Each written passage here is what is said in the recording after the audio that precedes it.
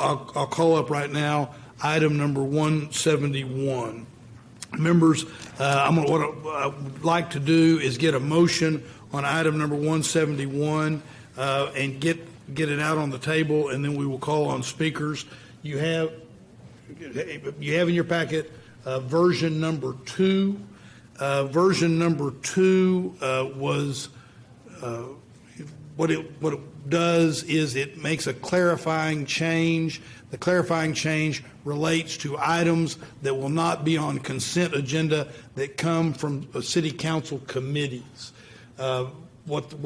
Version 1 did was it said items that are considered by city council committees would be off of the consent agenda. That's a little vague because it could mean that the committee had a briefing on it and therefore there was consideration of something of that nature. So what this does is it says that if the committee votes to recommend it to the council, then it would not be on the consent agenda. So that's version 2. There are a couple of proposed amendments, and what I'll do is I'll get the main motion first, and then we'll go to speakers. Mayor Pro Tem moves adoption of item 171. It's seconded by Councilmember Ryan Alter. With that, I will turn to the clerk's office to call on our speakers. Thank you, Mayor. William Bunch, Julian Reyes, Craig Nazer, Felicity Maxwell. Again, if you're here, make your way to the front, and if there's an open microphone, feel free to take it and begin talking.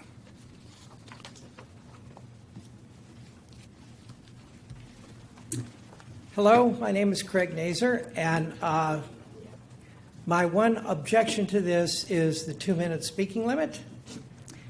I've been doing speaking for a long time in front of the City Council, and I've had 3 minutes at times, and 2 minutes at times, and 1 minute at times. 1 minute is ridiculous. 2 minutes is difficult depending on the subject. Now, the reason I live in Austin is because I grew up on the shores of Lake Erie. It turned into a cesspool as a little kid. I watched it. And I moved a couple places in the country, came down here, lived in a home for my graduate degree with no air conditioning, and my car had no air conditioning, and Barton Springs was very important to me. And so then in the 1990 all-night city council meeting that you know about, I was alarmed. I went down there. Over 900 people signed up to speak, and everyone got 3 minutes. And the meeting ended at 7 in the morning. You know the story. That's why I live here, because no one showed up to speak in my little town of Ashtabula. Now, down here in Austin, look what happens when we have meetings. Lots of people show up to speak. And if you give them 3 minutes, what you find out is a whole lot of them don't use that 3 minutes. But if you give them less and less and less, they get more and more angry. Now, one other aspect about this is email. There was no email back in 1990. And now we hear, well, you can send us an email. I sent you guys all an email about something coming up. I have no clue if you read it or if you ever read it, although thank you. Ryan Alter sent me back a message, so thank you. But that's kind of like a fake thing, you know. It's like, well, send us an email, and then we'll ignore it. We'll read it. We won't read it. We have no idea. It's not on the record. It's on a record here if you stand up and speak. You say, I said that a couple years ago. You didn't listen to me. Or I said that a couple years ago, and you did, and look how that worked out. That's important. So I think 3 minutes, really, that should be your job, to sit here and list 3 minutes. Now, I've also been a president on a chair on a commission, and one thing you can do to shorten meeting times is shorten the amount of time that the people on the commission speak. I've had that happen too. So anyway, there's a lot of things. Time's tricky, but I think that's the important thing on here. The other rules look pretty good to me. Thank you very much. I didn't take my 3 minutes.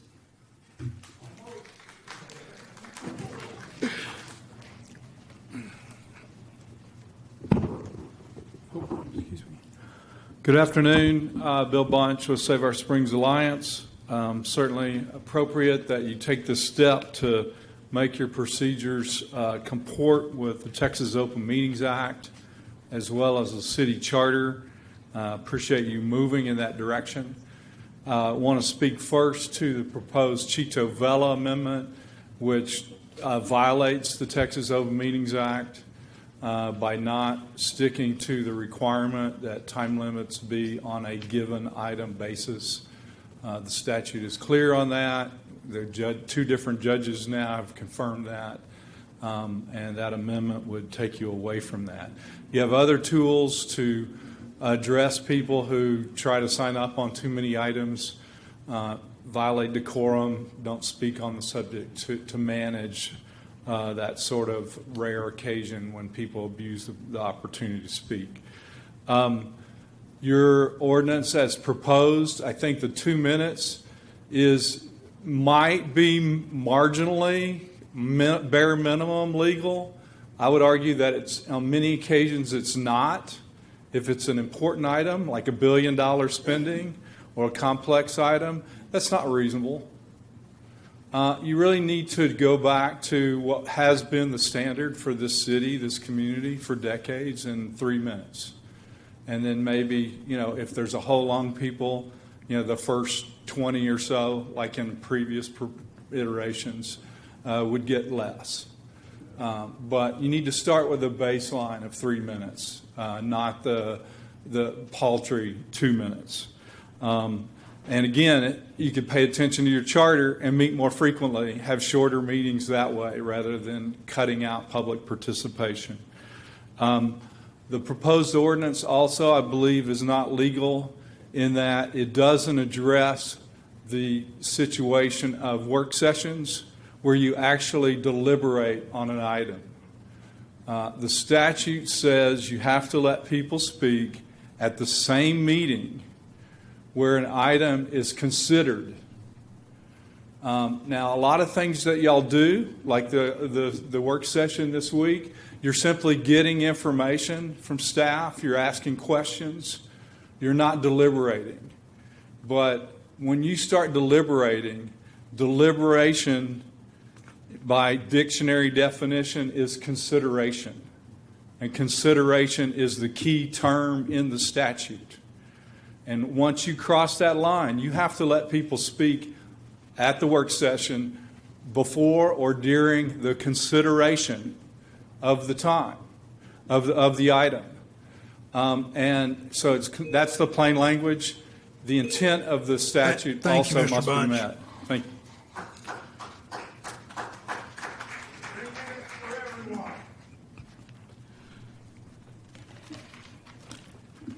Okay, so I'm against item 171 as it stands, and for the reasons that Bill Bunch mentioned, as well as the fact that the primary goal of government is to serve the people, and its role is to support, where'd the mayor go?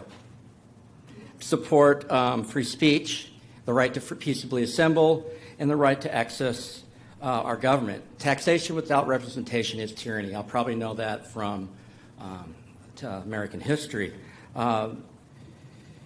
People that wanted to speak weren't allowed in the building, including myself, weren't allowed in the room. That's a First Amendment right that was violated. Today, y'all created more litigation possibilities and liabilities for the city and more increase in insurance for the city to operate as more and more litigation is pending. If you guys cannot get everybody in the room to participate in city council meetings, then you need to rent out the Austin Convention Center and make space. That's not the people's problem, that's y'all's problem. Y'all should allow us to speak. As far as time, you know that 1 minute's not going to do anything. People spend that time just thanking you guys, thinking so-and-so and so and that. And that's no good. You need to uphold your sworn oath to defend the people and the Constitution. You all swore an oath, all of you, including Ann Morgan. You need to allow free speech and freedom of assembly and access to the government. Oh, welcome back, Mayor. We're talking about the law and the Constitution. So you guys need to uphold your sworn oaths. What else? So the security, bullying people, APD bullying people here is also part of that equation. We need access to the government. bullying people because y'all don't want to hear unpopular speech or you don't want to hear diverse opinions. That's not your role. Your role is to serve us, all of us, not your certain constituents that you love and the low melanin, high bank account people with high credit ratings driving Teslas. You need to listen to the little people, because the little people that y'all have underestimated are the ones that are going to be y'all's downfall. So yeah, I'm against 171 as it reads. Thank you very much. Thank you. Felicity Maxwell, Brad Masingill, Cindy Reed, Alexia Leclerc.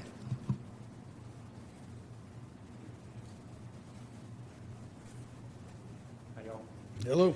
How's it going? Good. I'm Brad Massengill. I'm with the South Austin Creek Alliance.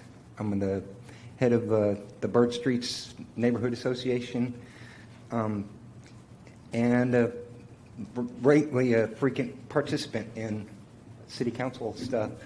And I think it's super important that we retain as much citizen communication as possible. This is the only opportunity we have to talk. It's really, y'all are super busy. There's so much business going on. Trying to get a face-to-face or even a FaceTime meeting with one of y'all is pretty hard. So this is the only time we really have to talk to you.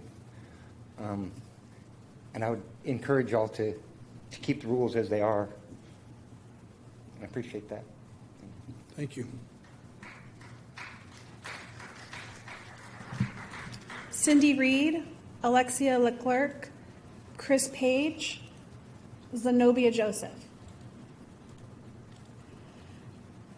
Mayor, I've called all the names for 171. Thank you. Members, we have a motion and a second. One of the things I want to point out is that what is referenced in terms of the only time where there's a reference, there are two times where there's a reference toward time in the proposed ordinance. One is on general citizen communication, which remains the same as what we've been doing, and it expressly states 3 minutes. The only other place is it makes a reference, and it makes a reference that the floor would be 2 minutes. In the past, as I understand it, in the fairly recent past, that there were times when there would be a limit of 1 minute placed on what speakers would be allowed to speak. So what this does is it recognizes under the law council's right under the Open Meetings Act to adopt reasonable rules regarding time, and says, but it makes clear to the public that at no time will we establish less than 2 minutes for people to speak. So when people say it establishes that as 2 minutes, that's not correct. It's just the floor. With that, we have, as I understand it, Councilmember Vela, I'm going to recognize you because as I understand it, we have two proposed amendments. There was a reference to your proposed amendment, but I'd like to recognize you on your proposed amendment and what you're going to do with that. Thank you, Mayor. And I just, I'm going to withdraw my amendment. I just want to make a note that the amendment that I was proposing essentially codifies Attorney General Opinion KP 300, a 2020 opinion where the Blanco County attorney wrote to ask the Attorney General's office essentially whether there could be and I'm going to quote, permits a county to limit the total amount of time it gives a speaker to address all desired agenda items.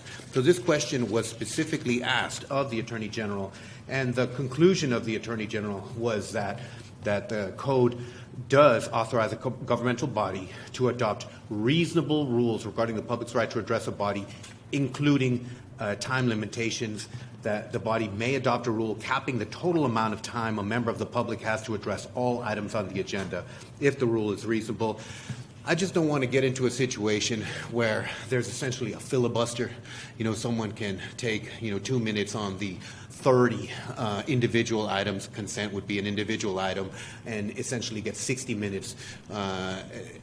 We have amateur comedians that come, and there's just many different ways that I think that could be manipulated and essentially serve to disrupt and really quiet the voice of other people who are trying to speak. And I recognize that it's very hard to come down here and speak. Even it's hard to speak on the phone. You know, you've got to call in, you've got to wait.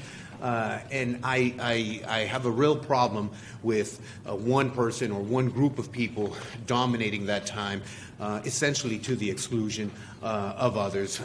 I'm going to pull the amendment because I think that inherently within the statute, the presiding officer, the mayor or the mayor pro tem, given the situation, has the legal right to limit the total amount of time a speaker gets. Thank you, Mayor. Thank you, Councilmember Vela. We have two other amendments. One is by me and one is by Councilmember Allison Alter. With permission, I will go to my amendment first. And members, you have the sheet, the yellow sheet on that. What that is it's a cleanup so that addendums can be filed the way we currently do addendums in anticipation of the upcoming meeting, and takes out what is a vestige of an old practice of it being published 6 days prior to the meeting. So that's what that amendment does. And I would move adoption of Watson motion to amend number 1 to item 171. It's seconded by Councilmember Vela. Is there discussion? Yes, Councilmember Allison Alter. I'm sorry, Mayor, I don't have a copy of that. Could you just read it? Sure, be happy to. I apologize because that's true. You wouldn't have one. Motion, what it says is motion sheet number 1. I move to amend version 2 of the ordinance starting on line 72 to read as follows. Subpart capital D, the city manager shall publish the agenda 13 days prior to the meeting, and there is then it deletes the rest of that phrase. Further, So that would allow us to still do the addendum yes, the way we currently on do Friday it. or Monday before the meeting. That's right. Okay, thank you. Thank you.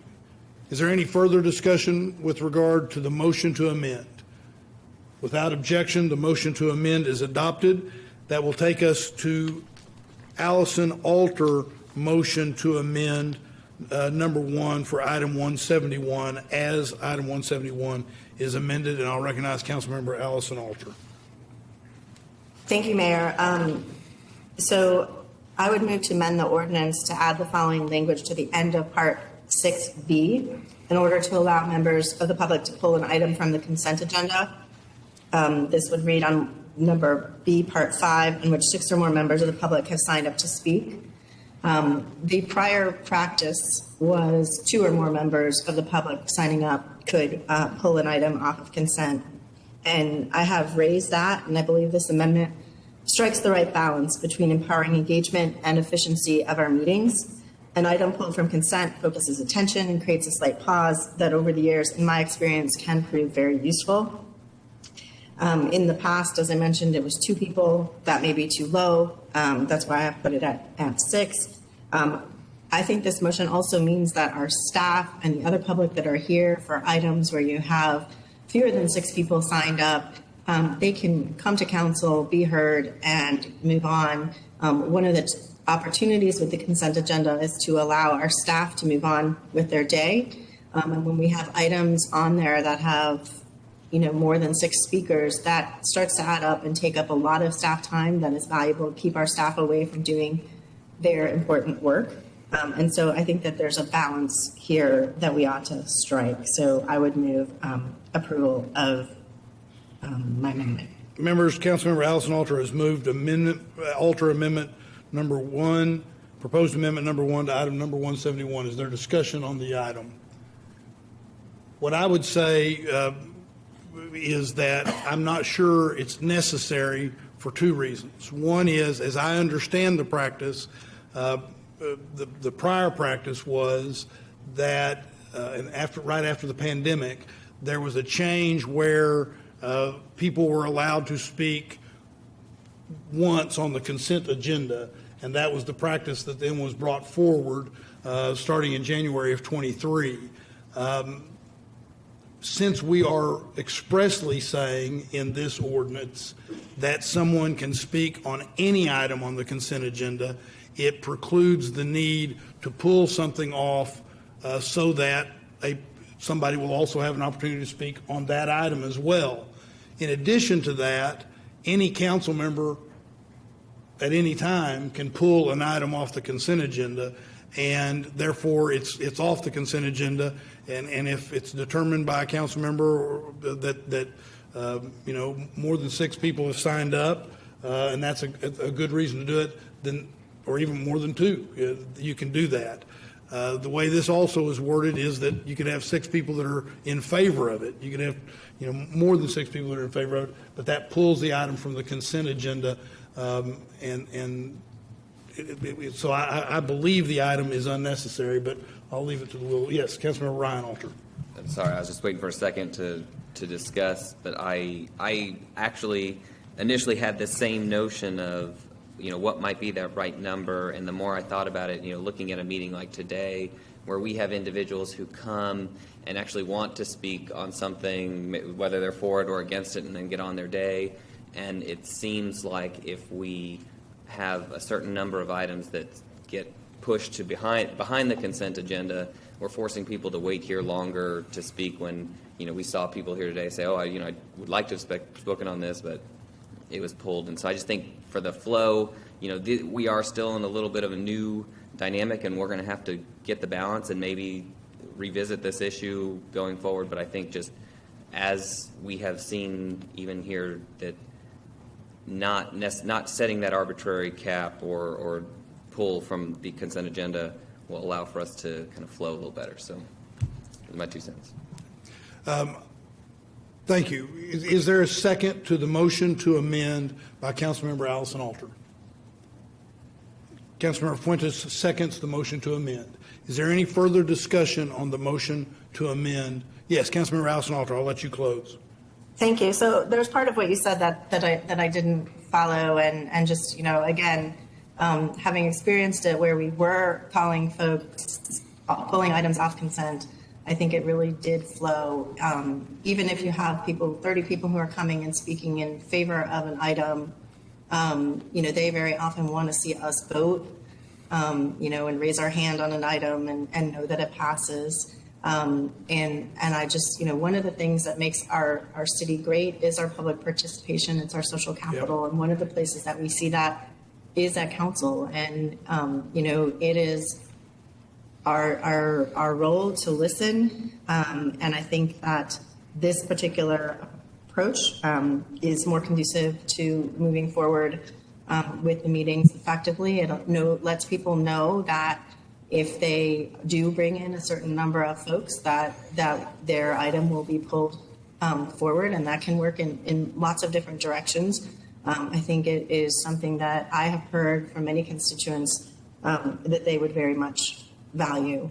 And, in my experience, it has been a positive for our meetings, and that we do need to get a good balance between engagement and efficiency, and I think this does that.